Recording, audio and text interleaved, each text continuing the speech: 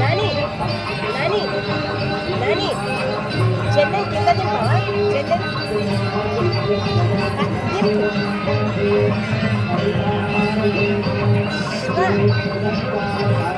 తల్లి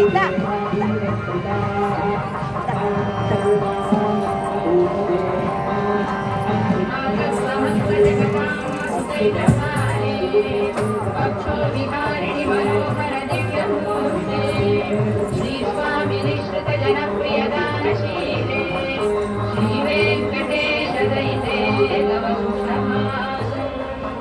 माधव समस्त जगतां मधुकैटभारे वक्षो विहारिणि मनोहर दिव्यमूर्ते श्री स्वामी निश्चित जनप्रियदानशीले श्री वेंकटेश दयिते तव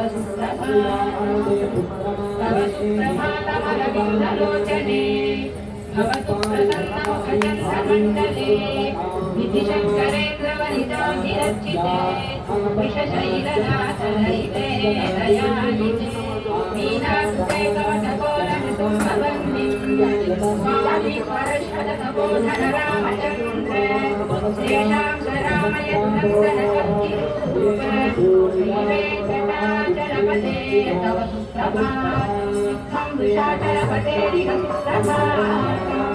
देवानवाप्रतिदिनं वदितुं प्रवृत्ता तेषां प्रभातसमये स्मृतिरङ्गभाजं प्रज्ञां वरस्तुमां परमां प्रकृते नित्यं वृषाचलपते सुप्रभातम् देवानवाप्रतिदिनं प्रवृत्ता तेषां प्रभातसमये स्मृतिरङ्गभाजं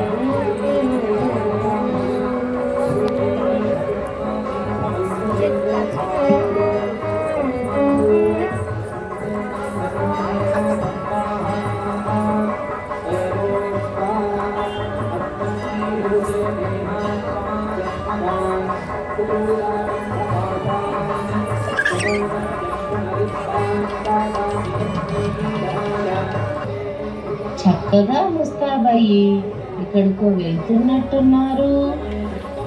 మేము శ్రీనివాస కళ్యాణం చూడడానికి వెళ్తున్నాము. అవునా, నేను రావచ్చటే. చక్కగా ముస్తాబయ్యి. సరే అయితే. అవును, అసలు శ్రీనివాస కళ్యాణం అదేమిటి? ఏం చెప్తాను. ఒకనాడు భృగు మహర్షి ఓం నమో నారాయణాయ వైకుంఠం చేరు. ఆ సమయంలో శ్రీనివాసుడు పద్మావతి ఏకాంతంలో ఉండి భృగు మహర్షి రాక గమనించాడు. భృగు మహర్షికి కోపం వచ్చి వైకుంఠవాస కాచుకో అంటూ తన కాళ్ళు హృదయం మీద తన్నాడు. ఇంతలో శ్రీనివాసుడు ఉలిక్కబడి లేచి, భృగుమునీంద్ర, నా అపరాధాన్ని మన్నించండి, మీరాక నేను గమనించలేదు. అంతలో శ్రీనివాసుడు భృగు మహర్షిని కూర్చోబెట్టి అన్ని సపర్యలు చేస్తూనే కాలు కిందన్న కన్నుని నొక్కేస్తాడు. ఇంతలో భృగు మహర్షి గర్వం అణిగి శ్రీహరి శ్రీహరి శ్రీహరి అంటూ సత్యం తెలుసుకుని వెళ్ళిపోయాడు. స్వామి, మీ హృదయము నా స్థానము. అటువంటి స్థానంపై భృగువు కాలు మోపినా మీరు ఏమీ అనలేదు. ఈ అవమానాన్ని నేను భరించలేను, వెళ్ళిపోతున్నాను. దేవి దేవి దేవి. అలా శ్రీనివాసుడు మహాలక్ష్మి వెనుక భూలోకానికి చేరుతాడు. తిరుమల కొండపై వెంకటేశ్వర స్వామిగా అవతరిస్తాడు. ఒకనాడు ఉద్యానవనంలో ఆకాశరాజు పుత్రికైన పద్మావతీ దేవి తన చెలికత్తెలతో విహరించుచుండగా వెంకటేశ్వర స్వామి ఆమెను మోహించి తల్లి వకుళాదేవికి చెప్పగా తల్లి వకుళాదేవి వారి విదురు వివాహం చేస్తుంది. అది కథ పంకజాక్షి. అయితే పదండి పదండి వెళదాం.